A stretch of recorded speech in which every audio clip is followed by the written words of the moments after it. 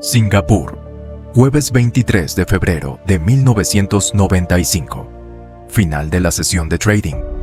Nick Leeson recogió sus cosas del escritorio. Subió a un Mercedes alquilado. Cruzó la calzada hacia Malasia con su esposa Lisa. Antes de salir, dejó una nota sobre el escritorio. 3 palabras escritas a mano en inglés. I'm sorry. Lo siento. Al día siguiente, cuando los auditores del Banco Barings llegaron a su oficina en Singapur y abrieron los libros, encontraron lo que Leeson había estado escondiendo durante casi 3 años. 827 millones de libras en pérdidas, el equivalente a más del doble del capital total disponible del banco. El banco más antiguo de Inglaterra había colapsado. En ese momento, mientras Leeson tomaba el sol en la playa de Borneo, leyendo una novela de Tom Clancy, el Banco de Inglaterra intentaba organizar un rescate de emergencia durante el fin de semana.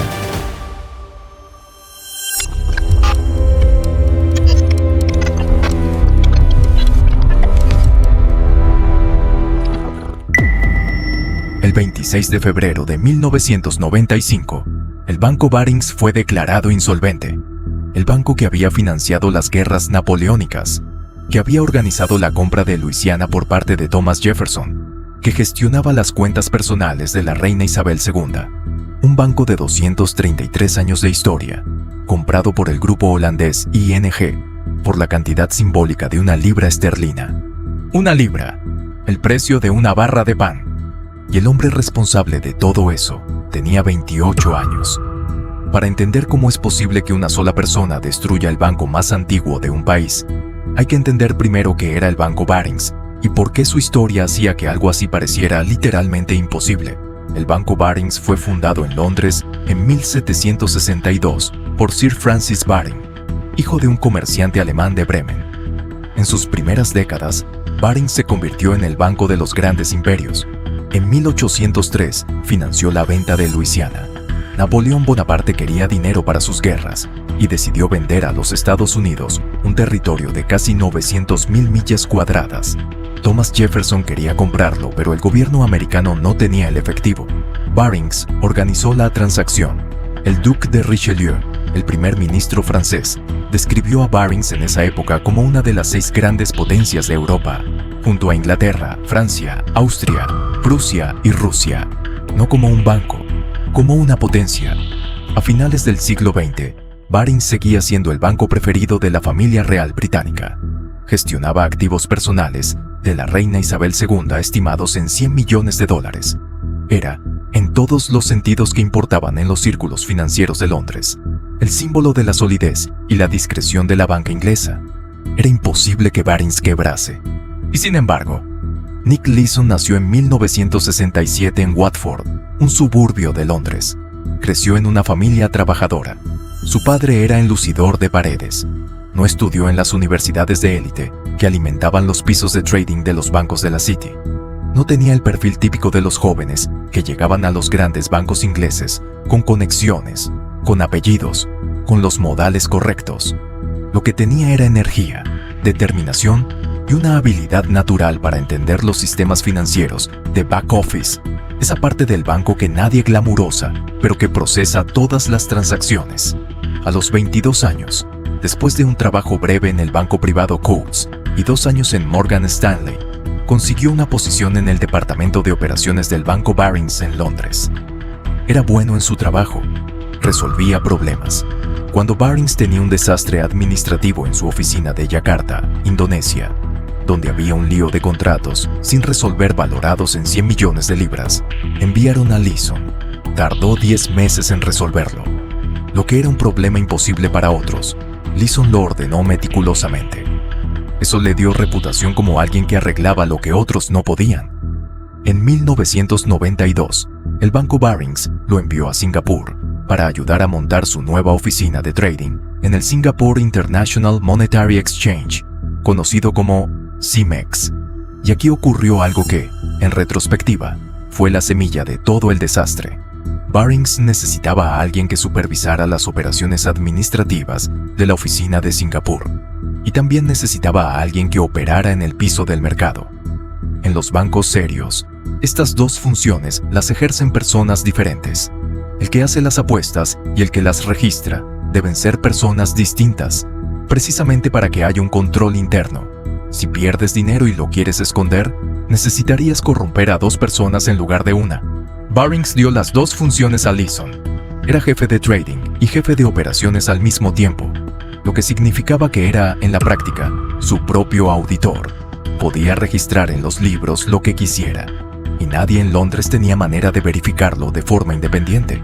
Eso no fue un descuido accidental, fue el resultado de una cultura organizacional que valoraba los beneficios por encima de los controles. El informe del Banco de Inglaterra, publicado después del colapso, lo dijo con claridad. Un estudiante de primer año de auditoría habría identificado ese problema como una violación elemental del principio más básico del control interno. Barings no lo identificó, o si lo identificó, lo ignoró porque Leeson parecía ganar dinero. Al principio, Leeson ganaba de verdad. Su estrategia oficial en Singapur era el arbitraje entre los contratos de futuros del Nikkei japonés, listados en el CIMEX, y los listados en la bolsa de Osaka en Japón. Las diferencias de precio entre los 2 mercados eran pequeñas, pero consistentes. Era una estrategia de bajo riesgo, diseñada para capturar esas pequeñas diferencias de manera sistemática. Era aburrida, pero funcionaba.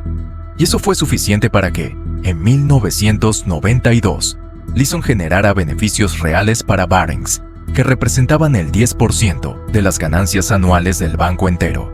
10% de los beneficios totales del banco más antiguo de Inglaterra. Un solo trader de 27 años en Singapur. Londres lo felicitó. Le dio un bono de 130.000 libras sobre su salario base de 50.000. Le enviaron más capital para operar. Lo trataron como un genio. Y en ese momento, en julio de 1992, ocurrió algo pequeño que puso en marcha un mecanismo que no se detendría durante casi 3 años. Una colega de Leeson cometió un error. Vendió 20 contratos de futuros cuando el cliente había pedido comprarlos. La diferencia, 40.000 libras de pérdida. Era un error menor, corregible. Lo normal habría sido reportarlo, absorberlo y seguir. Leeson no quería reportarlo. Tenía una reputación de infalibilidad que proteger. Y como controlaba la parte administrativa, podía hacer algo que nadie más en su posición podría hacer. Crear una cuenta de error interna para registrar la pérdida, sin que apareciera en los reportes principales que llegaban a Londres. Abrió la cuenta con el número 8888. En chino, el 8 es el número de la suerte. 4 ochos, decía la lógica de Leeson, son el máximo de la suerte. Lo que la cuenta 8888 se convirtió fue en el hoyo negro más caro de la historia financiera. El problema del hoyo negro es que solo funciona mientras puedes echar más dinero para que parezca que no está vacío. 40.000 libras se convirtieron en 2 millones al final de 1992. Leeson siguió apostando para recuperarlas. 2 millones se convirtieron en 23 millones al final de 1993. Siguió apostando. Mientras tanto, los reportes que llegaban a Londres mostraban ganancias brillantes. Leeson fabricaba los números.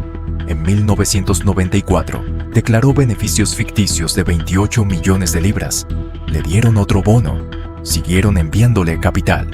Al final de 1994, la cuenta 8888 tenía pérdidas acumuladas de 208 millones de libras. 208 millones.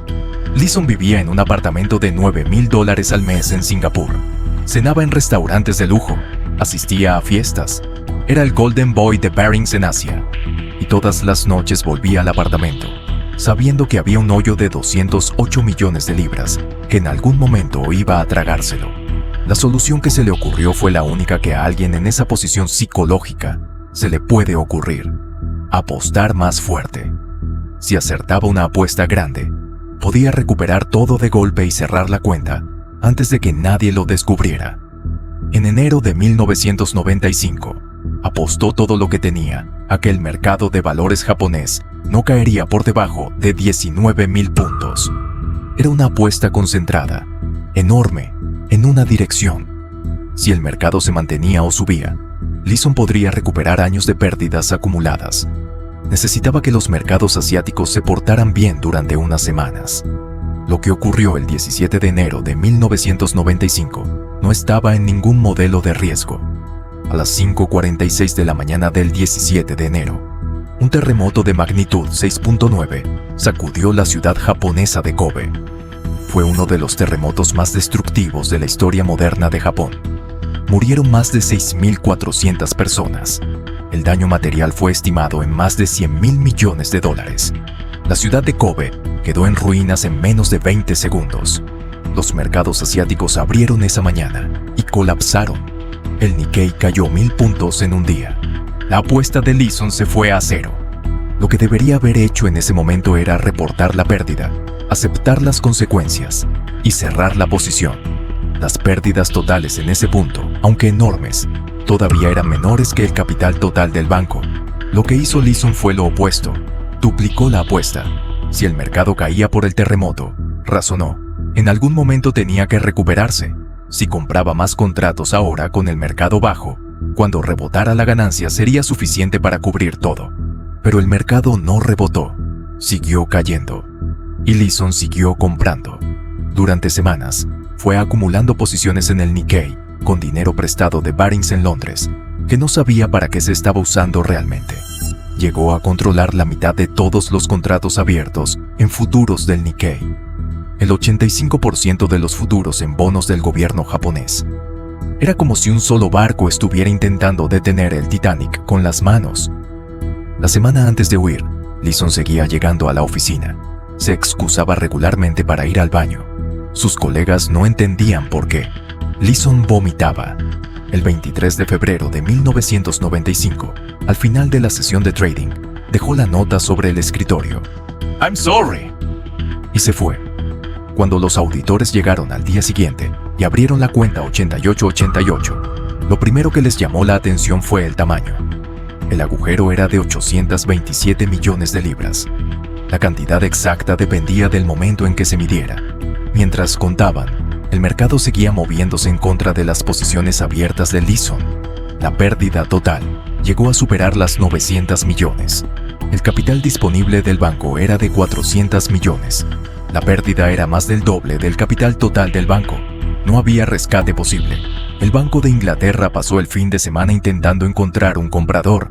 Llamaron a todos. Nadie quiso pagar lo suficiente.